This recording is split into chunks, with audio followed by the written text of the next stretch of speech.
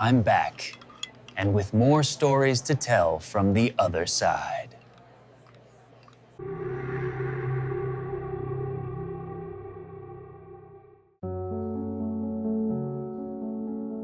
In the attic of a forgotten house, under layers of dust and time, lay an old puzzle named Jasper.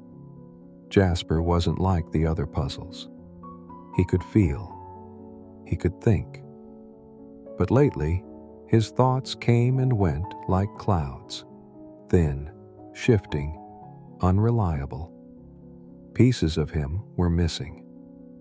He wasn't whole, and he knew it. Each day he'd wake, unsure of who he was or why he ached with the need to remember.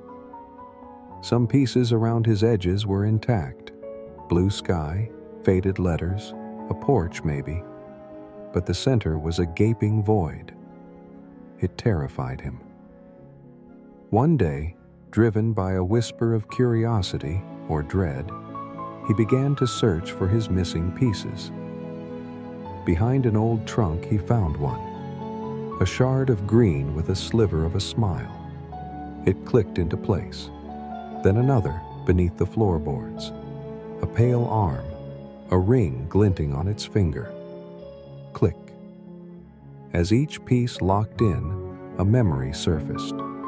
Brief flashes of streets, strangers, voices, laughter, screams, days, weeks. He wasn't sure how long passed.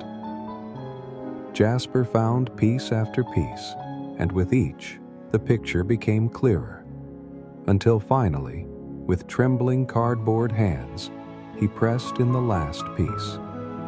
The image was complete. A woman lay in the center, unmoving, her eyes wide and empty. Blood stained the garden path beneath her. Jasper stared, horrified. Who would do such a thing? Then a tremor ran through him. The memories surged, not in flickers, but in a wave. Names, faces, night after night, victim after victim.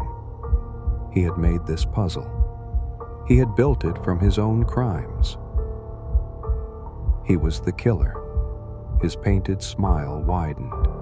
For a brief, lucid moment, Jasper remembered everything. The thrill, the cleverness, the artistry. He was not just a puzzle. He was a masterpiece of murder. But like breath on glass, the memories began to fog again. His hands twitched. The edges blurred. The pieces began to loosen. And Jasper whispered, almost cheerfully, "Time to find myself again."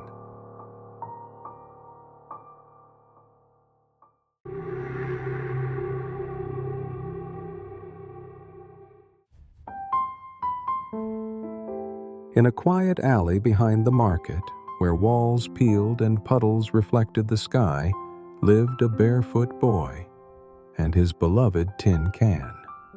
The can's name was Tin. Rusty, dented, with bottle cap eyes and a crooked wire smile, Tin was tied to a string and followed the boy everywhere. To anyone else, it was trash. But to the boy, it was magic. And to Tin, the boy was everything. When the boy laughed, Tin danced. When he slept, curled beneath cardboard, Tin stood guard. He never left without Tin, and Tin never wanted to be left. Hunger came and went, but joy never left as long as they were together. One afternoon, the boy spotted something across the road. A sandwich, half-eaten, barely touched. "Treasure," he whispered. Tin rattled uncertainly, but the boy let go. He ran. A horn, tires, silence. Tin rolled forward. The string lay slack. The boy was still. Rain began to fall. Tin sat beside him for hours, unmoving, Its smile drooped, its eyes dimmed. Later, a woman sweeping the sidewalk found the can. She turned it over, paused, and gently placed it on a low wall near the alley. Days pass, then weeks. Tin doesn't move. It misses the tug, the joy, the boy. And still, it waits. People say it's just a can. But if you pause, if you really listen, you might hear the faintest rattle, not of play, but of longing. A tin heart, still rusted with love, forever facing the road, waiting for the only boy who made it feel alive.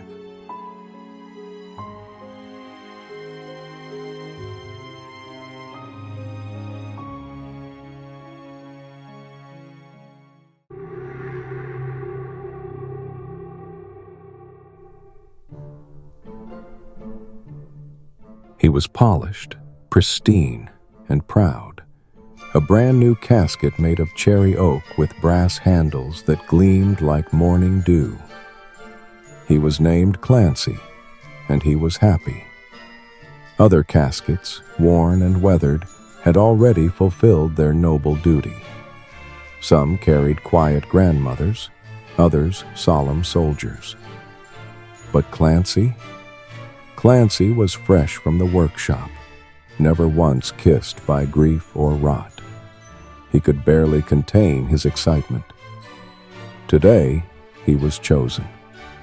Already occupied, sealed shut with care, he rode in the back of the hearse with the solemn pride of a knight on a noble quest. "This is it," Clancy whispered. "My first guest. I'll hold him tight, cradle him forever, a true eternal sleep." Clancy descended into the earth, dignified and honored. Dirt, weight, darkness, peace. Clancy beamed in the silence beneath the ground. "We're finally alone," he whispered. But then, a twitch, a breath, a muffled cough. Clancy stiffened. "Wait, what was that?" Inside, the man gasped. His eyes shot open, wild and confused. Then came the panic.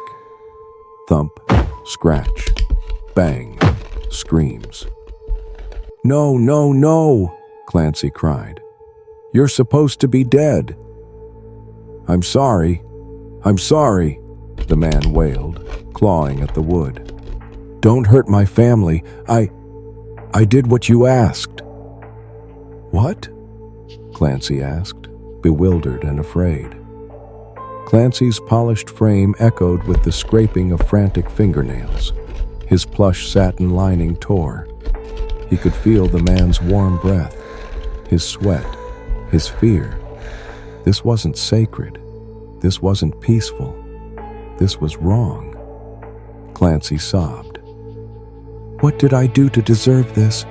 I just wanted to be part of something beautiful." From beneath the soil came muffled laughter. "Looks like Clancy the Cradle got himself a live one," chuckled a nearby pinewood box. "Oh no," groaned a mahogany casket nearby. "He's a sleeper keeper." More laughter erupted, decades-old caskets hooting beneath the ground. Clancy burned with shame. "Stop it! I didn't ask for this. I was told he was dead." But the man wouldn't stop. He screamed until his voice cracked, whispering between sobs, "Please, not again. Don't take my family." Clancy trembled, his pride reduced to splinters. This wasn't the forever home he dreamed of. It was a prison for the living. And now, a graveyard joke. And above them all, the dirt lay still, mute witness to a mystery no one was supposed to hear.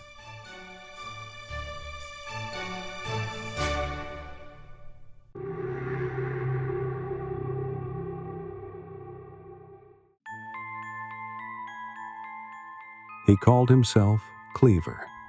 Heavy, broad, and proud, he hung from the center hook above the chopping block, a place of honor in the kitchen. He liked the feel of flesh beneath him, the rhythm of slicing, the satisfying thunk as his edge sank deep. He was made for this, born to be useful. Each day, he met meat with purpose. Thick slabs of pork, marbled beef, the occasional chicken bone. The butcher whistled while he worked, and Cleaver took it as applause. But the paring knife had questions. "That wasn't beef yesterday," she whispered from her drawer. Cleaver chuckled. "It had ribs, didn't it?" The bread knife shuddered. "Meat doesn't scream, Cleaver." "Nonsense," he said. "You all are just sensitive. We're tools, not poets." But the others had seen things, heard things.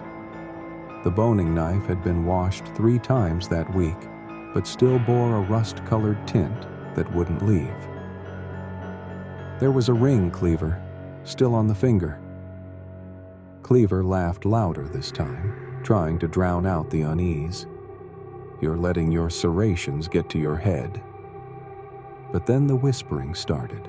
Knives clanked uneasily in the drawer. The vegetable peeler refused to come out. Even the meat thermometer recoiled when Cleaver was near. Still, he denied it. "What does it matter?" Cleaver grunted. "Meat is meat." The next time the butcher came, Cleaver was ready, sharp, eager, loyal. But the air was different, thicker, quieter. The meat was wrapped in a tarp this time. No labels, no smell of spice, just silence and fear. When he struck down, something snapped, not in the bone, but in the room. The knives fell silent. The scissors turned their blades inward. The carving fork leaned away. Then the slicing knife spoke, quiet but clear. "You're not a tool anymore. You're an accomplice." Cleaver hesitated mid-swing. "I'm just doing what I was made for."